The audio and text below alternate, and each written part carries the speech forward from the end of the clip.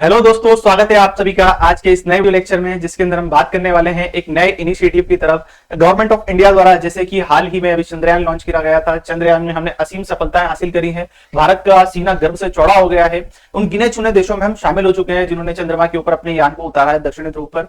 उसकी सफलता से प्रेरित होकर हमने हमारा एक और नया मिशन लॉन्च करा था, जिसे आदित्य L1 नाम दिया था। ठीक है, आदित्य L1 को भी हमने लॉन्च कर दिया है। हमने चंद्रमा की सतह पर भी पहुंच गए हैं, हम सूर्य की सतह पर भी आगे बढ़ने का प्रयास कर रहे हैं। अब एक नया इनिशिएटिव गवर्नमेंट ऑफ इंडिया द्वारा लिया जा रहा है। हम जाने वाले हैं पानी के अंदर। तो देखिए क्या है खबर। एक कदम सफलता की ओर, चंद्रयान 3 और सूर्य के बाद समुद्र में राज करेगा भारत। तो क्या है खबर, चलिए शुरू करते हैं इस लेक्चर को, जिसके अंदर हम जानेंगे क्या है। नीचे आपको देखिए, यहाँ पे छोटी सी एक गोल आपको ग्लोब टाइप का बना हुआ दिखेगा। क्या है नई चीज, कौन है किरण रिजिजू, इसके बारे में भी हम बात करेंगे। आप सभी वैसे जानते तो होंगे किरण रिजिजू कौन है, पर फिर भी मैं आपको इसके बारे में थोड़ी थोड़ी चर्चा कर बता रहा हूँ। तो सबसे पहले देखिए, ये हमारा चंद्रयान है। चंद्रयान हमारा 23 तारीख को लैंड कर गया था। इसी दिन अंतरराष्ट्रीय अंतरिक्ष दिवस की घोषणा करी गई है। साथ ही साथ जिस जगह पर ये ड्रॉप हुआ है, लैंड हुआ है, उसको शिव शक्ति पॉइंट भारत ने नाम दिया। ठीक है, आगे बढ़ते हैं। आगे देखिए, ये है समुद्र राशि। ठीक है, आप मेरे पीछे देख रहे हैं, समुद्र का नजारा बड़ा ही प्यारा है। तो अब इसके ऊपर, इसके अंदर जाने की भारत के प्रयास चल रहे हैं। तो देखते हैं आगे क्या होता है। ये नई न्यूज आपके सामने देखने को मिल रही है। क्या प्रोजेक्ट तो आप मेरे सामने प्रोजेक्ट देख पाएंगे। क्या दे रखा है, project Samudrayaan submarine Matsya to take a deep in a bay of Bengal next year. नीचे आपको और खबर देखने को मिलेगी, Samudrayaan mission India first mandate submarine to take deep in a bay of Bengal. ठीक है, साथ ही साथ आपको एक छोटा सा ग्लोब दिख रहा होगा। तो एक ग्लोब क्या चीज है, ग्लोब है ये समरसेबल। ठीक है, तो समरसेबल आप सभी लोग प्रचलित होंगे। जैसे कि हमें अभी क्या होता है, अभी फिलहाल की स्थिति में समुद्र के अंदर अगर हमें यात्रा करनी है तो उसके लिए हम जहाज का प्रयोग करते हैं, और समुद्र के अंदर जब हम जाने का प्रयास करते हैं तो उसके अंदर हम प्रयोग लाते हैं पनडुब्बी। सामान्य तौर पर आपने युद्ध में प्रयोग करी जाने वाली पनडुब्बियों को विशेष तौर पर देखा होगा। ये एक अलग प्रकार की पनडुब्बी बनाई गई है। ऐसे छोटे जो पनडुब्बी बनती है, जो ज्यादा गहराई में जाने का काम करती है, उन्हें समरसेबल नाम दिया जाता है। हाल ही में जो एक घटना हुई थी टाइटन कंपनी के साथ में, तो उनका भी वो छोटा समरसेबल था। ये हमारा एक समरसेबल है, इसके ऊपर हम बात करने वाले हैं। ठीक है, तो क्या लिखा है, union ministry share a pick of Matsya 600 India deep sea submarine. ये आप मेरे सामने जो देख रहे हैं, ये क्या एक प्रकार का सबमर्सिबल है, जिसका नाम क्या है, मत्स्य 6000। ठीक है, मत्स्य 6000 हमारे सामने दिख रहा है। आगे इसका पूरा इमेज देख लीजिए आप, कितना प्यारा है, कितना शानदार है। ठीक है, ऊपर हमारा प्यारा भारत का झंडा लगा हुआ है, मत्स्य 6000। क्या दे रखी है न्यूज, चंद्रयान 3 की सफलता के बाद अब समुद्रयान मिशन की बारी है। भारत के वैज्ञानिकों की निगाह अब समुद्री गहराइयों पर, और इसके लिए जल्द ही ट्रायल शुरू होने वाला है। ठीक है, तो अब मैं आपको कुछ छोटी छोटी सी जानकारी देता हूं। देखिए क्या होता है, सबसे पहले कि भारत क्यों जाना चाह रहा है इसके अंदर, क्या कारण है भारत के इसके अंदर जाने का। वैसे सर अभी भी हम जाते हैं, अभी भी हमारी यानी कितनी पनडुब्बियां हैं जो पानी के अंदर तैर रही हैं, पानी के ऊपर भी है, पानी के नीचे भी यात्रा कर रही हैं। तो इस प्रकार के मिशन लाने का क्या मतलब है। तो दोस्तों मैं आपको बताना चाहूंगा, जिस प्रकार से हम समुद्र के ऊपर चलते हैं और समुद्र के नीचे हम अगर जाने का प्रयास करें तो देखते हैं कि वहां पर खनिजों का भंडार है। जिस प्रकार से हमारी जो पृथ्वी है, पृथ्वी ओवरऑल पूरी तरीके से गोल है, उसके अंदर सही प्रकार के मिनरल तत्व सभी जगह समान मात्रा में पाए जाते हैं। अगर हम क्या करते हैं, किसी जमीन के ऊपर खड्डा खोदते हैं, वहां पे माइनिंग करते हैं, तो हमें वहां से क्या मिल सकते हैं, अलग अलग प्रकार के मिनरल्स मिल सकते हैं। ठीक है, हमें वहां से कोयला मिल सकता है, टीन मिल सकता है, जस्ता मिल सकता है, लोहा मिल सकता है, एल्यूमिनियम, जो कि हम इन सभी चीजों से मिलकर बनाते हैं। तो यहां पर अब प्रयास किया जा रहा है कि इस प्रकार के जो मिनरल्स हैं, जो हम धरती के अभी हम लैंड के ऊपर से निकालते हैं, वो हम कहां से निकालें, वो हम निकालें समुद्र के अंदर से। दोस्तों जो हम जानते हैं समुद्र क्या है, बहुत सारी नदियां आती हैं और समुद्र के अंदर आकर मिल जाती है। और हम जानते हैं नदियों के अंदर भी विशेष प्रकार के मिनरल्स पाए जाते हैं। और नदी क्या करती है, जैसे जैसे आगे बढ़ती है, वो अपने साथ में विभिन्न प्रकार की मिट्टियां, पत्थर के कण और मिनरल्स को लगा के आगे बढ़ती जाती है। ठीक है, ये मिनरल्स आगे बढ़ के क्या होते हैं, समुद्र के अंदर मिल जाते हैं। और हम सभी जानते हैं कि हर किसी वस्तु का अपना क्या होता है, एक भार होता है। जैसे कि मेरे साथ में अभी क्या ये स्पीकर दे रखा मेरे हाथ में, अगर मैं इसको क्या कर दूंगा, पानी के अंदर छोड़ दूंगा, तो ये अपने भार के कारण क्या हो जाएगा, नीचे चला जाएगा। तो इस प्रकार के जो मिनरल्स होते हैं, जो अलग अलग तत्व होते हैं, वो क्या होते हैं, अपने भार के कारण जो नदी से बहकर आते हैं और समुद्र के अंदर मिल जाते हैं, और जो समुद्र की गहराइयों में जाकर क्या हो जाते हैं, समा जाते हैं। तो भारत का भी यहाँ पर प्रयास चल रहा है कि इस प्रकार के जो मिनरल्स हैं उसको हम क्या करें, खोजें, और खोजने के बाद उनको बाहर निकालने का प्रयास भारत सरकार यहाँ पर करने वाली है। ठीक है, तो इसलिए हमारा जो प्रोजेक्ट लॉन्च करा गया है मत्स्य 6000, इसलिए इसको लॉन्च करा गया। अब यहाँ पर होता क्या है कि भारत का क्या प्रयास है, भारत जाना चाहता है इसके अंदर 6000 किलोमीटर नीचे। कितने, 6000 किलोमीटर नीचे भारत यहाँ पर जाने का प्रयास करता है। अगर आपको सबमरीन की वास्तविक कार्यप्रणाली को देखना है, किस प्रकार से कार्य करती है, तो आप एक बहुत ही महत्वपूर्ण पिक्चर गाजी द अटैक, ठीक है, गाजी द अटैक पिक्चर के अंदर बताया गया है कि किस प्रकार से जो सबमरीन काम करती है, सबमरीन के काम करने का तरीका क्या होता है, पूरा उसके अंदर विस्तृत तौर पर बताया गया है। पर ये इतना ज्यादा हमें रोमांचित कर देने वाला मुद्दा क्यों है, ये मुद्दा इसलिए है क्योंकि आप मूवी के अंदर देखिएगा, मूवी में सिर्फ हमारी जो सबमरीन है वो 600 से 700 मीटर ही पानी के अंदर गई थी और यहाँ पे सबमरीन को अलग अलग प्रकार की परेशानियां देखने को मिली थी, कठिनाइयां देखने को मिली थी। पर अब हम कितना लेकर जा रहे हैं, हम 600-700 मीटर से 6000 किलोमीटर हम लेकर जाने वाले हैं। आपने अभी एक बड़ी जो दर्दनाक घटना सुनने को मिली होगी, देखने को मिली होगी कि जो टाइटैनिक जहाज था, मैंने इसके ऊपर भी वीडियो बनाई है, आप मेरी प्लेलिस्ट को चेक करिएगा। टाइटैनिक जहाज को लोग देखने जाते हैं, ठीक है। एक दो प्रकार के टूरिज्म होते हैं, एक होता है अच्छा वाला टूरिज्म, क्या होता है इसको हैप्पी टूरिज्म बोले, लाइट टूरिज्म बोले, और एक होता है डार्क टूरिज्म।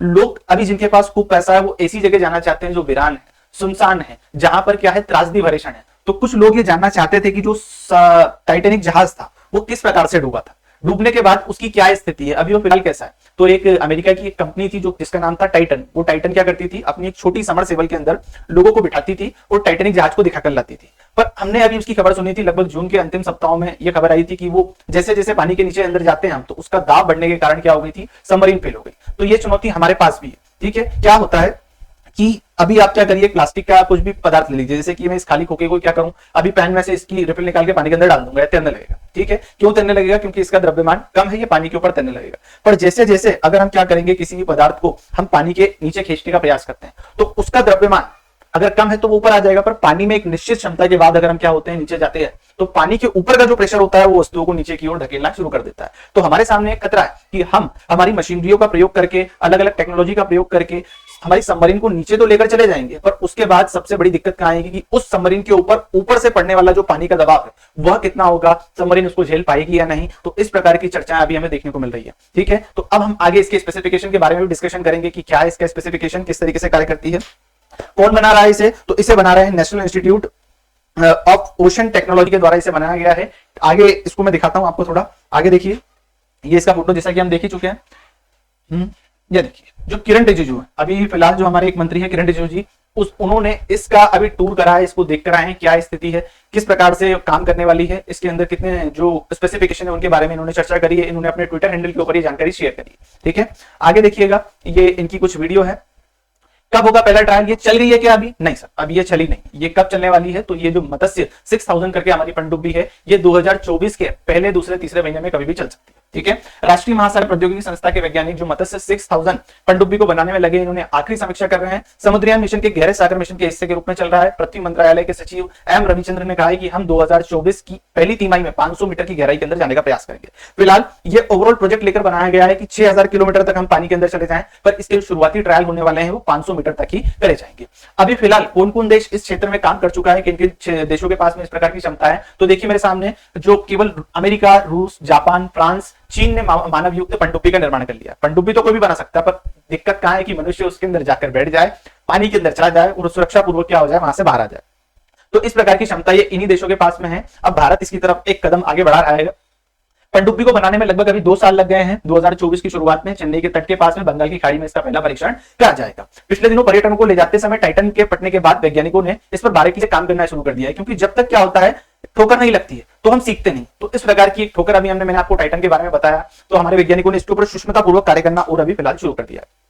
तो ये जो टाइटन है, तो ये टाइटन सबमरीन 3900 किलोमीटर 3900 मीटर की दूरी पर जाकर क्या हो गई थी, फेल हो गई थी, कोलैप्स हो गई थी, ठीक है। जबकि हमारे सबमरीन को जाना है 6000 किलोमीटर में, लगभग जो कहां पर, जहां पर टाइटैनिक जहाज पड़ा है उतनी दूरी पर, लगभग 5 लोगों को लेकर गई थी ये। आगे देखिए तो आपके सामने ओशियन की डीप को बताया गया कि मतलब ओशियन कितना गहरा है, ठीक है। तो सबसे पहले हमारे सामने ओशियन डीप में कितने 3 से 4 यहाँ पे स्टेजेस आपको देखने को मिलेंगे। पहला क्या है, यहां पर समुद्र के अलग अलग स्तर आपको बताए गए। सबसे पहला क्या है, कॉन्टिनेंटल शेल्फ। तो कॉन्टिनेंटल शेल्फ में क्या होता है, कॉन्टिनेंटल शेल्फ में क्या होता है, जो हमारी नॉर्मल जो जहाज चलते हैं, जो ऊपर की सतह है वो इसके अंदर काउंट करी जाती है। दूसरा जो कॉन्टिनेंटल स्लोप होता है, कॉन्टिनेंटल स्लोप के अंदर क्या होता है, जो बड़ी बड़ी मछलियां होती हैं, वेल मछलियां होती हैं, वो इस क्षेत्र के अंदर पाई जाती है। लगभग समुद्र की ऊपर तलहटी, ऊपर जो सतह है, सतह से लेकर 3000 मीटर अंदर तक जाते हैं, तो उस अवस्था को कॉन्टिनेंटल स्लोप के बारे में जाना जाता है। और उसके बाद में आता है हमारा कॉन्टिनेंटल राइस। कॉन्टिनेंटल राइस उस अवस्था में है जिस अवस्था में हम जाने का प्रयास कर रहे हैं, अर्थात 6000 मीटर के अंदर, 6000 मीटर या 6 किलोमीटर उसे बोल दिया जाए, तो उसके अंदर ये देखने को मिलेगा। तो भारत यहाँ पर 6 किलोमीटर समुद्र के अंदर नीचे जाने का प्रयास करता है। यहीं पर अभी फिलहाल की स्थिति में टाइटैनिक जहाज पड़ा हुआ है इतनी गहराई के अंदर। तो ये हमारा प्रयास है, हम इसके अंदर सफल होना चाहते हैं।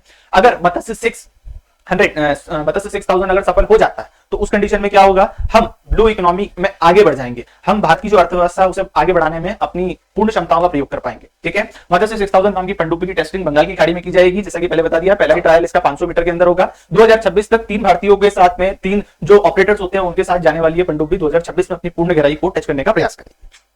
आगे देखिए, हमारे जो क्या है एक मिनिस्टर हैं जिनका नाम क्या है, डॉक्टर जितेंद्र सिंह। डॉक्टर जितेंद्र सिंह का एक ट्वीट आप देख रहे हैं मेरे सामने। 2021 में इन्होंने पहला ट्वीट करा था जब इन्होंने गवर्नमेंट से परमिशन ली थी इस प्रकार के मिशन के लिए। ठीक है, गवर्नमेंट से परमिशन लेने के बाद में लगभग 1 साल के बाद इन्होंने अपने कार्य की समीक्षा करी थी 2022 के अंदर, जैसा कि आप नीचे यहाँ पर देख पा रहे हैं। 2022 में इन्होंने समीक्षा करी और फिर ये कैबिनेट का एक अप्रूवल लेटर है, cabinet approve deep ocean mission, cabinet ने अप्रूवमेंट दे दी थी इसके बाद में। और अब लगभग 2 साल बाद डॉक्टर जितेंद्र सिंह ने यहां पर क्या करा है, अपने इस पूरे मिशन को हमारे सामने लाकर बता दिया है कि लगभग 2024 के अंदर हम अपने मिशन को क्या करने वाले हैं, कंप्लीट करने वाले हैं और इसका पहला ट्रायल करने वाले हैं।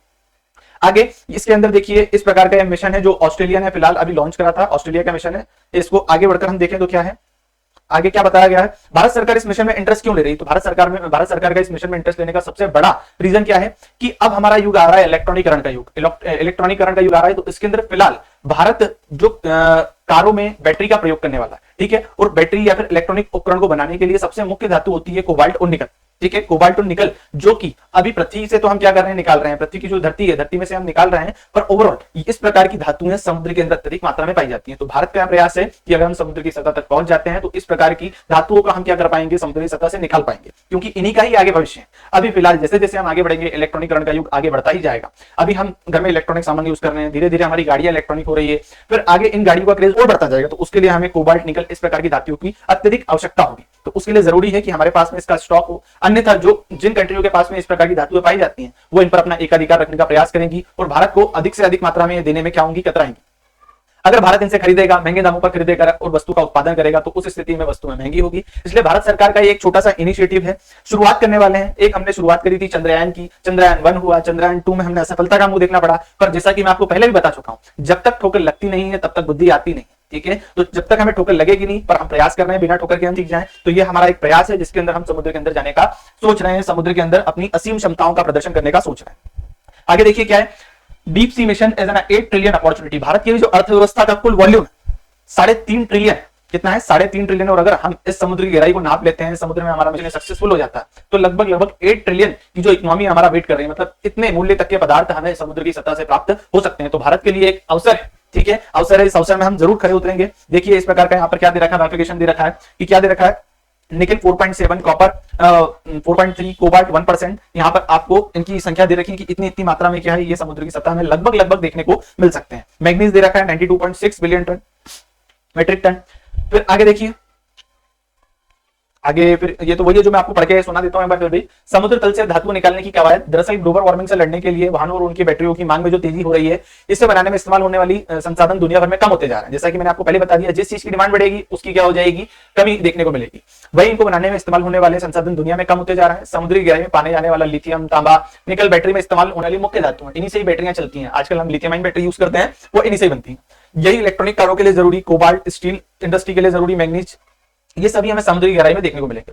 तो अब भारत के पास में ये क्या है, मौका है, हम इस मौके में प्रयास कर रहे हैं कि हम खड़े उतर जाएं। ठीक है, ब्लू इकोनॉमी जैसा मैंने आपको बताया था, समुद्र से संबंधित क्रियाकलाप करके हम अपनी अर्थव्यवस्था को आगे बढ़ाने का प्रयास करें। जैसे कि आप देखिए ट्रांसपोर्टेशन के थ्रू हमारे जो मछुआरे भाई हैं उनके द्वारा हमारी जो समुद्र या जो ओशियन है, ओशियन के क्षेत्र में बिजली का निर्माण करा जाए, साथ ही साथ कोस्टल एरिया को पर्यटन के क्षेत्र के रूप में डेवलप करा जाए। ठीक है, हम जो समुद्री जीव जंतु उन्हें भोजन के रूप में ग्रहण करते हैं, तो वो भी हमारे लिए क्या है, एक अच्छे सोर्स के रूप में देख सकते हैं हम उसे। तो इस प्रकार समुद्र के संसाधनों का प्रयोग करके हम हमारी अर्थव्यवस्था में एक क्रांतिकारी परिवर्तन ला सकते हैं। भारत असीम क्षमताओं को लेकर बैठा है। ठीक है, जैसा कि मैंने आपको बताया है। आगे देखिए तो ये आपको क्या दे रखे हैं, अलग अलग पॉइंट्स में डिटेल दे रखी है आपको कि जो ब्लू इकोनॉमी उसके अंदर किन्हें इंक्लूड करा जाता है।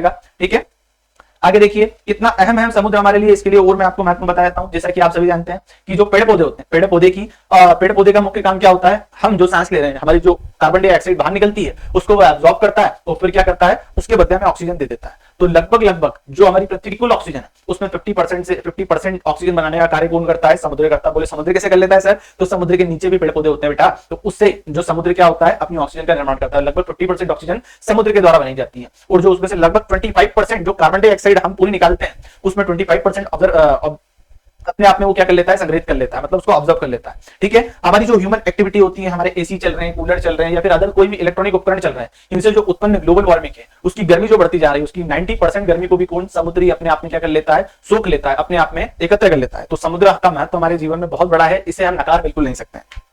आगे देखिए, जो ये बनाने वाले व्यक्ति हैं, जिन्होंने अपनी जो सबमरीन उसे बनाई है, ये काय से बनी है, तो ये टाइटेनियम अलॉय से बनी है। आगे NIOT के डायरेक्टर GS रामदास ने मतलब 6000 पनडुब्बी की खासियत बताते हुए कहा है कि ये 12 से 16 घंटे तक चल सकती है और लगभग 96 घंटे का ऑक्सीजन अपने साथ कैरी कर चल सकती है। इसका व्यास लगभग 2.1 मीटर रहेगा, मतलब इसका व्यास, डायमीटर जो गोलाई है इसकी 2.1 मीटर, 1 मीटर में 3 फीट होते हैं, तो लगभग 6 फीट के एरिया का आपको, 6 फीट के आसपास का एरिया आपको इसके अंदर देखने को मिलेगा। ठीक है, ये 80 mm के टाइटेनिक अलॉय से बनी है। देखिए ये जो क्या होता है, लगभग ये 8 mm का पेन, कितने mm का है, 8 mm का है, तो इसमें 10 गुणा कर दीजिए, मतलब इसे 10 पेन एक साथ लगा दीजिए, तो उतनी मोटी सतह लेकर क्या बनाया गया है, इसे बनाया गया है। जैसे कि आपने ध्यान से नहीं देखा होगा कि जब घर बनाते हैं तो सरिया आते हैं, तो उसके अंदर हम बोलते हैं 8 mm का सरिया, ये 10 का है, ये 12 का, तो लगभग ये 8 mm का पेन है मेरे पास में। तो इस प्रकार से 10 पेन लाइन से क्या कर दीजिए, लगा दीजिए, 1 2 3 ऐसे 10 पेन लगा देंगे, तो उतनी मोटाई लेकर क्या बनाई जा रही है, सबमरीन बनाई जा रही है। आगे देखिए, ये इसकी जनरल चीजें बता दी मैंने। ठीक, तो अब सिर्फ ये हमारे लिए इतना खुशी का मौका क्यों है, वो तो मैं आपको पहले ही बता चुका हूं। भारत के अलावा लगभग 193 देश और इस पृथ्वी पर रहते हैं, तो भारत ही इतना क्यों उछल कूद मचा रहा है? तो भैया इसमें ध्यान देने योग्य वाली बात है कि UN एक बॉडी है हमारे, ठीक है, उसके अंदर क्या है, एक सीबेट अथॉरिटी है जो समुद्र से जुड़ी व्यवस्थाओं को देखती है, तो वो परमिशन देती है, तभी आप समुद्र के अंदर कुछ कार्यों को कर सकते हैं, अन्यथा आप कुछ नहीं कर सकते हैं। तो इन्होंने लगभग अभी कुछ देशों को ही परमिशन दे रखी थी, जिनमें भारत ने अपना नाम अभी फिलहाल की स्थिति में दर्ज कराया है। ठीक है, इसमें अभी फिलहाल कौन कौन है, 14 देशों को डीप सी का एक्सप्लोर करने की अनुमति दी है, जिसके अंदर चीन, रूस, दक्षिण Korea, Bharat, Britain, France, Poland, Brazil, Japan, जैकमा, नाउरो, टोंगा, किवीराती और बेल्जियम शामिल है। अब कुछ लोग इसके अंदर एक्सप्लोर करना चाहते हैं, तो उन लोगों के नाम ये है, और जैसा कि हम जानते हैं पक्ष तो विपक्ष भी होगा, तो यहाँ पर कुछ विपक्षी देश भी है जो चाहते हैं कि समुद्र के अंदर किसी प्रकार का एक्सप्लोरेशन ना हो, समुद्र के अंदर किसी प्रकार की खोज ना करी जाए, जिसके अंदर कौन कौन से देश हैं, Sweden, Ireland, Germany, France, Spain, New Zealand, Costa Rica, Chile, Panama, Palau, Fiji, Micronesia द्वीप जैसे देश माइनिंग पर बैन लगाने वाले देश हैं, जो चाहते हैं कि इस प्रकार की माइनिंग ना करी जाए। ठीक है, तो पक्ष विपक्ष की लड़ाई तो ये आदिकाल से चलती आ रही है और अंतकाल तक चलती रहेगी। ठीक है, तो फिर आज के लिए यही था हमारा जो मत्स्य 6000, मत्स्य 6000 पनडुब्बी। भारत का ये एक प्रयास है, और प्रयास करने में जाते ही क्या है, हम मनुष्य हैं, हम अपनी क्षमताओं का पूर्ण प्रयोग करने के लिए सिर्फ प्रयास ही कर सकते हैं, प्रयास के बाद ही अंतिम रिजल्ट मिलता है। इसकी एक सफलता हम अभी आपके सामने उदाहरण के तौर पर बता ही चुका हूं मैं, क्या कि सबसे पहले हमने चंद्रयान 1 लॉन्च करा था, वो लगभग सफल रहा। चंद्रयान 2 में हमने असफलता देखी, चंद्रयान 3 में हमने धूम मचाई, और पूरी दुनिया में चांद के दक्षिणी ध्रुव पर उतरने वाला भारत पहला देश बन गया। तो इस प्रकार की जो हमारे सामने जो अपॉर्चुनिटी होती है, हमको ये जो गर्व के क्षण महसूस हो रहे हैं, ठीक है, तो वो कैसे होता है, उसकी एक शुरुआत से। ठीक है, तो शुरुआत करना बहुत इंपॉर्टेंट है, तो भारत इसके लिए शुरुआत करने जा रहा है। हमारी बहुत सारी शुभकामनाएं इसके लिए। तो मिलते हैं किसी अन्य वीडियो लेक्चर में, तब तक के लिए जय हिंद, जय भारत।